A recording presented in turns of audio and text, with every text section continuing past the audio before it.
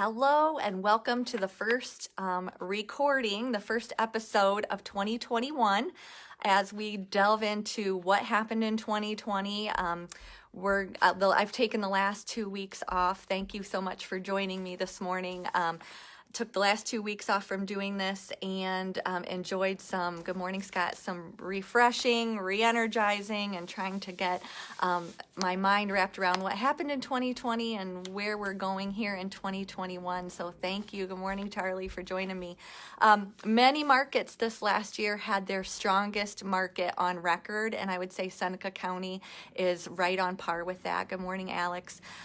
Urban areas, some of the bigger metropolitan areas, New York City, San Francisco, Chicago did not fare as well. But here in Seneca County, we have had quite a year. Goodbye to 2020. I think many of you are happy to be done with it. But 2021, we're ready for it, but it's not going to be without its challenges. But as you and I know, last year was a year that taught us that we can adapt. So I expect us to adapt to 2021 if we need to as well. So let's get on to this. Home means probably more to you now than ever before as you're working from home, as your kids are going to school from home, and the demand for new home and buyers getting into a home is probably stronger and greater than ever. 2020 started just off as every other year did until COVID shut us down for a couple of weeks. Good morning, Brendan. And then real estate was deemed an essential service. So then we rolled into the beginning of April, and it was a roller coaster from the beginning of April probably until, I don't know, maybe the end of October. Some of us, maybe even longer than that. So it was crazy. So why? Why was it such a crazy year? Again, the demand for homes, record low interest rates. We saw generationally record low interest rates. I had a buyer in December lock in at 2.5% for 30 years. When I bought my first home, I was at 8.75, and I thought that was just great.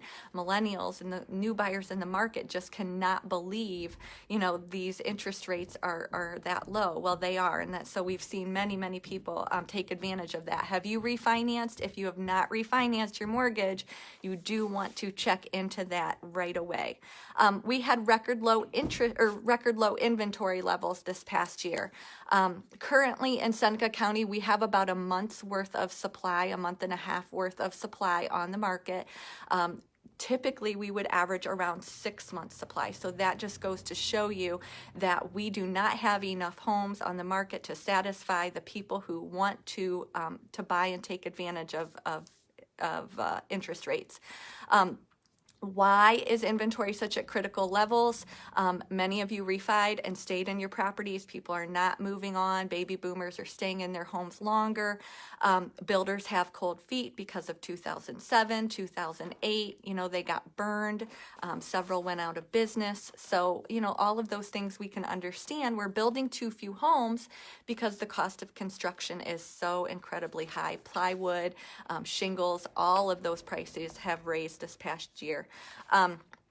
You've seen a lot, you've heard a lot about real estate in the last year, and let's just say home prices are up nationally 16% from 2019. So incredible numbers, incredible price increases, price growth in 1 year. Let's talk about those local numbers.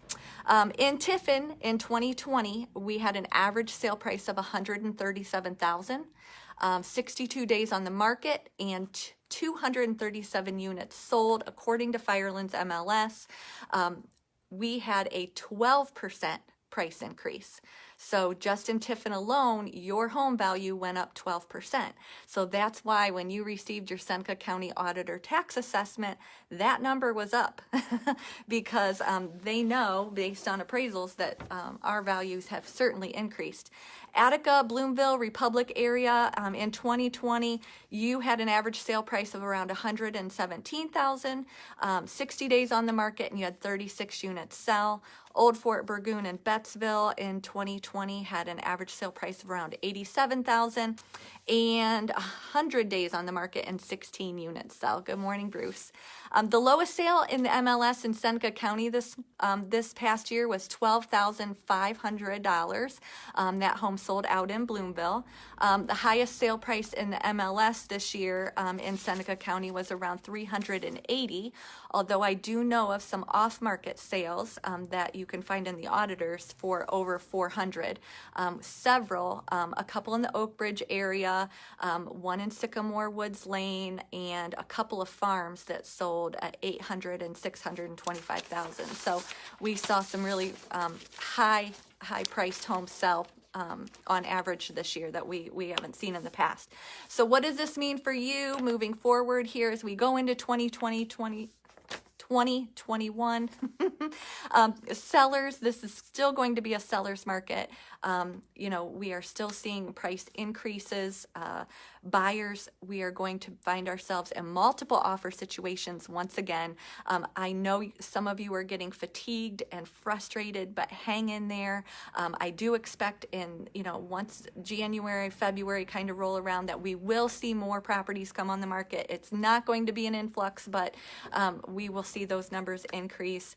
And investors, the eviction moratorium has been extended to January 31st.